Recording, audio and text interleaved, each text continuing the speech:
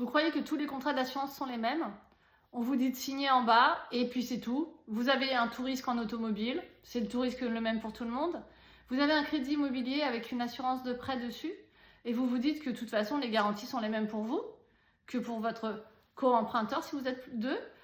Mais de la même façon, c'est le même contrat que pour mon voisin puisqu'il a la même banque.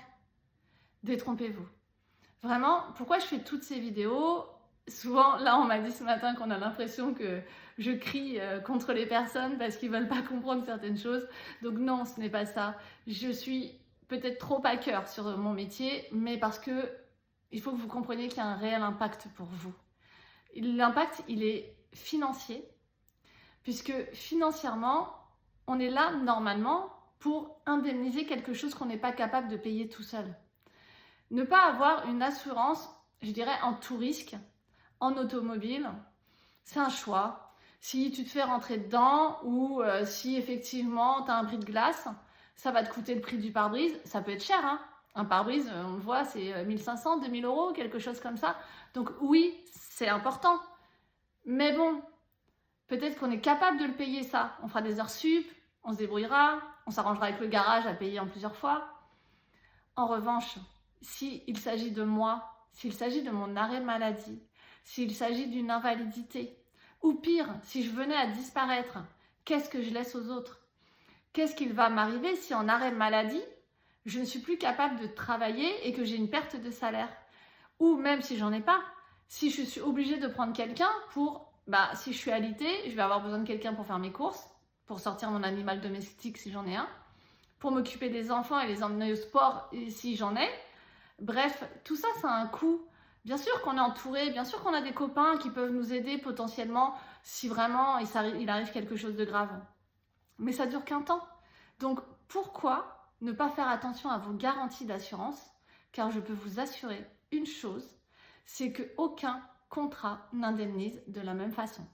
Vous pouvez avoir la même banque que votre voisin, vous pouvez avoir le même contrat, soi-disant de la même compagnie d'assurance, et ne pas du tout avoir les mêmes conditions. Et même d'ailleurs entre conjoints. Je vous donne un exemple d'un contrat CNP. Alors oui, je dis CNP parce que malheureusement c'est le cas. Hein. Ça serait une autre compagnie, je dirais la même chose. Je donnerais le nom de la compagnie. On a la CNP sur certains contrats qui, de base, on a l'impression de signer la même chose que notre co-emprunteur, et sauf qu'il y en a un qui est salarié du privé et il y en a un qui est fonctionnaire. Rien que le fait d'être fonctionnaire dans les conditions générales, ça indique que la franchise de cette personne-là sera de 180 jours, alors que celui du salarié du privé sera de 90 jours. Donc, vous avez signé en bas, vous avez rempli le questionnaire de santé, ou pas d'ailleurs, peu importe. Et finalement, en cas d'arrêt maladie, il y en a un qui va être indemnisé au bout de 3 mois et l'autre qui ne le sera qu'au bout de 6 mois. Et même si c'est le même arrêt maladie, vous avez à peu près la même pathologie. Donc ne partez jamais du principe que vous avez signé un contrat et qu'il est le même pour tout le monde. Pas du tout. Et vous pouvez aussi avoir un contrat à la CNP ou n'importe quel assureur, mais vous l'avez pris en 2024, et en 2025, vous n'avez peut-être pas les mêmes conditions générales déjà. Et ensuite, évidemment, c'est votre profil qui compte. Si tu es fumeur, si tu ne l'es pas, si tu as des antécédents médicaux, si tu n'en as pas, si tu as eu des exclusions, si tu as l'option do et psy alors que l'autre ne l'a pas, si tu as un contrat où tu n'as pas fait attention non plus, tu as pas le forfaitaire mais tu as de l'indemnitaire. Vraiment, je vous assure, c'est très important que vous compreniez que chaque contrat est différent, que votre profil est différent, votre risque est différent et que vous risquez surtout d'avoir de très mauvaises surprises.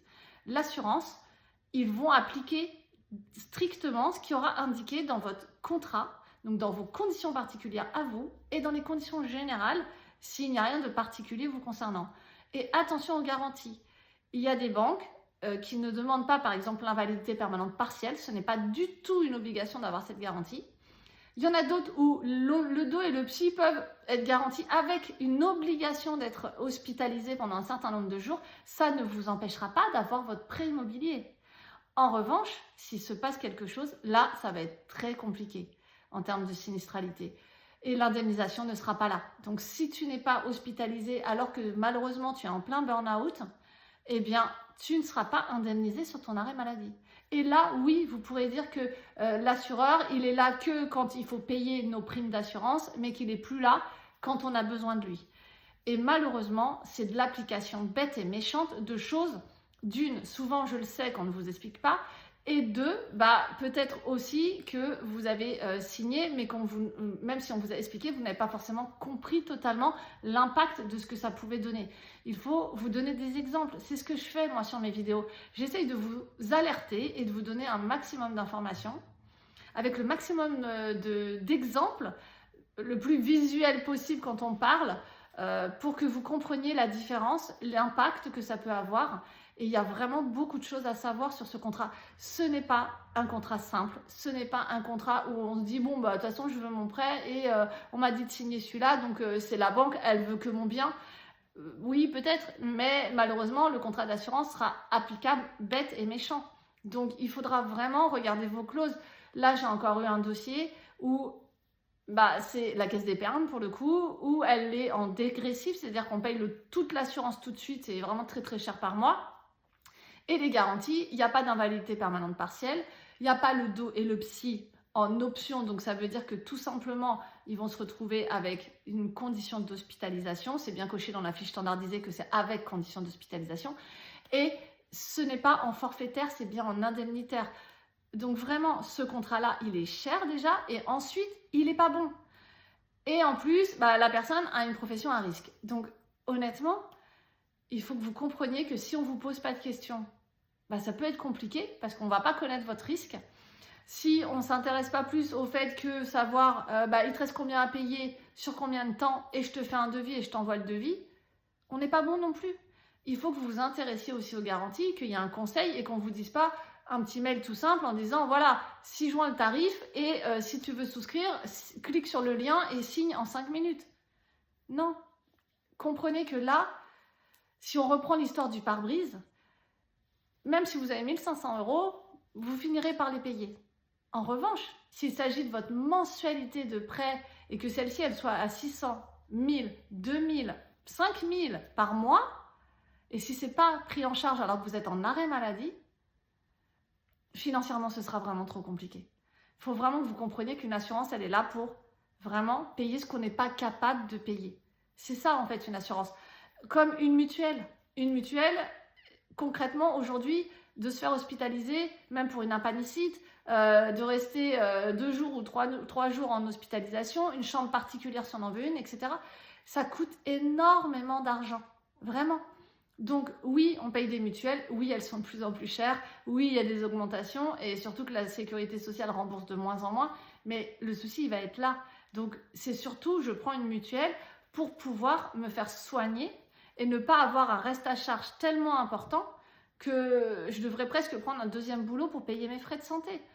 Vraiment, comprenez une assurance, je sais, c'est cher, je sais, ça casse les pieds à tout le monde, il y a des assurances obligatoires. Mais il y a aussi le fait des garanties et que si demain il se passe quelque chose, l'assurance, elle est là pour payer le sinistre. Et elle sera là à partir du moment où tu as compris ce que tu as signé, qu'on t'a expliqué et que, évidemment, on t'a alerté sur les choses que tu n'avais pas sur ton ancien contrat et qu'on prend sur le nouveau contrat. Vraiment, je sais, mes vidéos sont longues. Je fais vraiment ce que je peux pour essayer d'être le plus attractif possible, mais voilà, je suis pas de la nouvelle génération. J'essaie de me former là sur 2-3 trucs, mais franchement, avant de mettre des effets spéciaux dans mes vidéos, ça va falloir patienter, à moins que je trouve quelqu'un qui m'aide sur ce sujet-là. Et en plus, on est en pleine recherche aussi pour avoir quelqu'un de plus au cabinet parce qu'on a beaucoup de dossiers. Mais voilà, vraiment, ce que je veux vraiment vous faire passer, c'est qu'il faut que vous soyez correctement assuré au cas où, en cas de maladie, d'accident, d'invalidité ou de disparition. Voilà, il faut pouvoir payer tout ce qu'il y a à payer et ne plus se poser la question non seulement de devoir se soigner, et en plus de se dire comment je vais boucler mes fins de mois. Voilà, c'est tout pour aujourd'hui.